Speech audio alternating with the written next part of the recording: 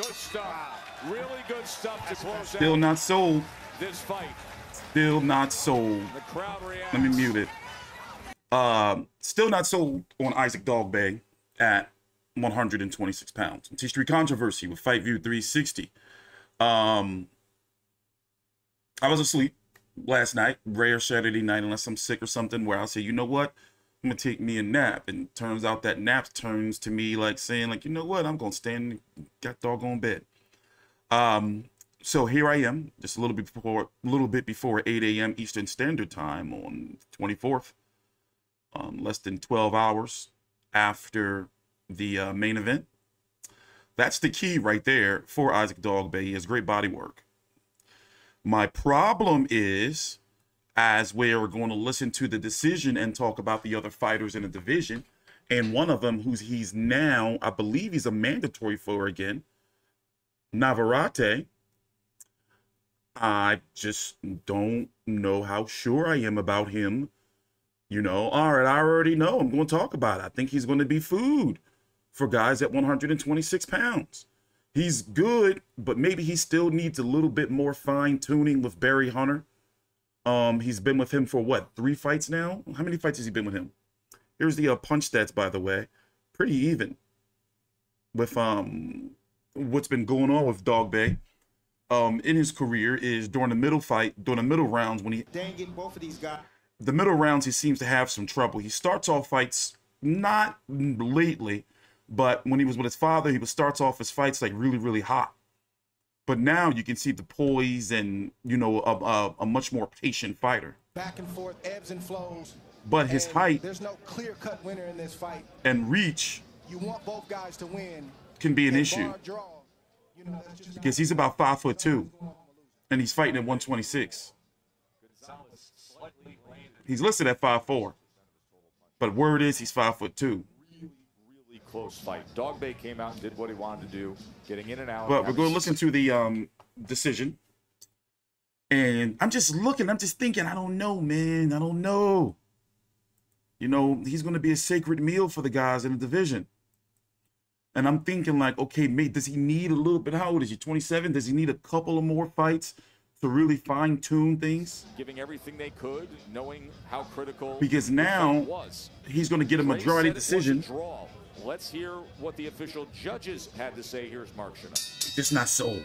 Ladies and gentlemen, here inside Grand Casino, Hinckley, Minnesota, big round of applause. Make some noise for these incredible warriors. And after 10 rounds, we go to the judges' scorecards for the official decision. Patrick Morley scores the bout 96-94, Gonzalez.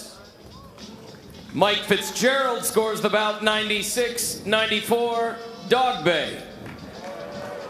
Tim Cheatham scores the bout 96-94. For your winner by split decision, and new WBO International Featherweight Champion, Isaac Royal Stone Dogboe! Isaac Dogboe pulls it out with a split decision, razor-thin win. Isaac Dogboe, as has been since the case of fighting Navarrete twice, these tough, competitive fights where he somehow finds a way, he does it again. A split decision win for Dogboe in a title eliminator where each guy gave everything they could. All right, they're doing, I'm gonna listen to the post-fight interview, but, you know, so he got the TKO over Chris Avalos after losing the Navarrete in the rematch. Majority decision over Adam Lopez. Majority decision over Chris Diaz, and a split decision over Joel Gonzalez. That right there doesn't sound good at all. For the WBC, It means he's barely scraping by. Describe what this fight was like, especially down the stretch. First and foremost, I'd like to say praise be to the Lord Almighty. When I came in here, during my interviews, I said something. I said to the people that my journey can be a Hollywood blockbuster movie, and I praise God always. And I want to, before I say anything else, I want to leave people with this message. It doesn't matter what fight you're in. Regardless of wherever there is darkness, keep on going through it. Because at the end of the day, you surely see the light at the end of the tunnel. And usually when I'm going into a fight, I have some sort of feeling that, you know what, this is a sure thing. I didn't have no sight in this fight. I was really anticipating what Joel was going to bring to the table. But I praise God, all I did was have faith. And the faith carried me through, and my team and all the people in Anyako, Wuhan, Ghana, the UK, America, everyone on their knees praying for me. I thank you all so much, and God bless you. You said this is your 4th fight working with Barry Hunter. When you stepped up to the Headbangers gym, you were a broken man. Coming out for that 9th round, he said, "I believe in you, Isaac. We need this, and I believe in you." What was that like? You know, I've always seen Barry as a very inspirational person, a father figure. You know, he's a person that when it seems like it's all gone, he always has something to say to you. And I really needed him in my corner tonight. He was able to pull that extra strength in me out. And I want to say a big thank you to Joel Gonzalez. He's a true warrior. And, you know, his team, they put tremendous, they prepared him really well. And I want to say a big thank you to the WBO organization. I'm proud to be representing them once again, and the WBC also. So whoever the champions are, they should watch out. The Royal Storm, I am back, baby. You are back. Those first 3 rounds, you started off boxing, and then Joet had a comeback, let his hands go, and it got complicated. The last 2 rounds were back and forth affairs. Could you have made it easy on yourself, or was it impossible because you're just 2 warriors?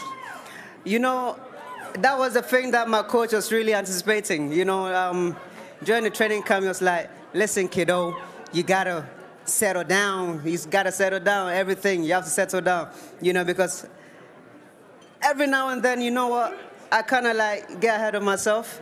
You know, that thing within me just wants to just stand there and fight.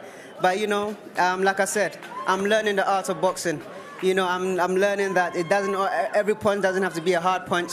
Sometimes you just have to just let it ride and just, you know, touch. And then when the opportunity comes, just, you know, you lead with the big punches. But I'm really glad that we put this off tonight. Barry Hunter quoted Sun Tzu, The Art of War, and you performed that tonight. We move over now to Joet Gonzalez. And Joet, you outlanded him by 7 punches, but it was a very close fight. Do you have any regrets about what you did or could have done? You know, maybe I should have stepped on the gas a little bit more. You know, I try to, you know, he was a shorter fighter. I tried to use my height and reach, but he wasn't coming in. And then as soon as I noticed I was pressing, he was backing up and I was landing some shots. So I knew the right game plan was, you know, to go forward. He wasn't going to come forward to me. But, you know, I guess it was a close fight. I saw the scoreboard, and I think they had it a draw, and then some people had me winning, and then they said that I landed 7 more punches than him. Close fight, I thought I won the fight. You know, I buckled him, I believe, twice in the fight. I stunned him. He didn't really land too many shots. I landed the cleaner, harder shots. I was pushing him back, and, you know, he was holding most of the time, you know, most roughing me up and trying to hold me, trying to stop me, but I thought I won the fight. When you look at this fight, he started off boxing, and then you were able to close the gap, and when you were letting your hands go, it was a different fight. And then down the stretch, what was that like? Because you guys have never, either of you guys, been in a boring fight, and tonight was no exception. No, you know, like I said, I was pressing the fight forward. I was making the fight and landing the more shots. And, you know, he was mostly, you know, just leaning up on me and holding, and he was throwing, but he wasn't really hitting me. You know, he was hitting shoulders, and I was landing the cleaner shots, so that's why I thought I won the fight. Your first 2 losses were against the hardest fighter to hit in the sport today, in Shakur Stevenson, and then it was Emmanuel Navarrete, who had 2 wins against Isaac Dogboe. Tonight it's against Isaac Dogboe, a fighter that you felt you should have won, right, or beaten. Where does this put you at the featherweight division? You know, I feel like I'm still a top fighter in the featherweight. Like I said, I believe I won the fight. If I can get a rematch, I hope I can get a rematch. But, you know, I just got to go back in the gym, make some changes, and I got a good team. I'll be back. I think the public would love to see a rematch because this was a great Who would win a rematch? I don't know. I think that Joel Gonzalez you know, can come back better in a rematch. And I do have to point out that I did pick Gonzalez to defeat Dogboe in my fight week preview. But the issue for Dogboe is, you know, as it was pointed out during the commentary, is it does seem in the middle rounds he has some issues in the fights, in his toughest fights. So he's been with Barry Hunter for 4 fights. By the way, Barry Hunter works with Tank Davis. He's trained Lamont Peterson, Anthony Peterson. I know I'm missing some names. Undisputed 168-pound champion. Women's Franchon Cruz Dezern. So he has history with pressure fighter power punchers. Who else am I missing? I'm tired. Rasheed Warren. That nice gym down in DC, Headbangers. So, you know, good solid trainer for him, you know, and that's a good camp for him to be in my opinion, for Isaac Dogboe. Because as I did say, he is, you know, a much more contained, poised fighter. Now, before that, when he was with his father, he was a straight, you know, run through you type of guy, which was good and bad. You know, good because he was exciting. In this, he's more of a boxer. But he's in a higher weight division, and I'm just concerned that his power, you know, maybe Barry Hunter could have did better with him at 122, but he's at 126 now, and I just have concerns. You know, for example, if he runs into Navarrete again, well, Navarrete's probably gonna put a boot in his ass again. So I won't be surprised if Navarrete moves up in weight to 130 to possibly try to get Shakur Stevenson. He's been, you know, there's been some chatter of that, or maybe move up to fight Oscar to build up to fight Oscar Valdez and then start, you know, going on, you know, a title hunt. Because Shakur Stevenson is now being linked to Loma sometime next year. At 126, Ray Vargas who beat Mark Maxeyo. I would pick Ray Vargas over Isaac Dogboe. I would pick Leo Santa Cruz and Lee Wood, from what I've seen, over Isaac Dogboe. I would pick Josh Warrington in a very tough fight, possibly a majority split decision over Isaac Dogboe. You know, as you can see, he barely made it through Joet Gonzalez. And what is Joet? He's about a level below a gatekeeper at this stage in his career. You know, he still has, you know, a little bit farther to go. I think that Mauricio Lara, you know, will probably put a boot in that. Listen, I'm not being disrespectful. This is me being a rational boxing fan. Maybe it's just my opinion. All right, people, don't shoot the messenger. I watch a lot of boxing, and I'm just not seeing, you know, like he needs a little bit more time, and I'm guessing you can say a little bit more seasoning. Just my opinion. Take a time out, like the video, subscribe. I'm T-Street Controversy with Fight View 360. The links to my social media are right down below in the description box. Also, the WBC app, powered by the Vive Network. I stream on Tuesdays, Thursdays, and Fridays at 6 p.m. Eastern. And I stream during the main events of major fights. So in this case, this was one of those events that wasn't a major fight to me. You know, but it's not saying I wouldn't stream during events like this in the future. It's just that last night, you know, I took last night off.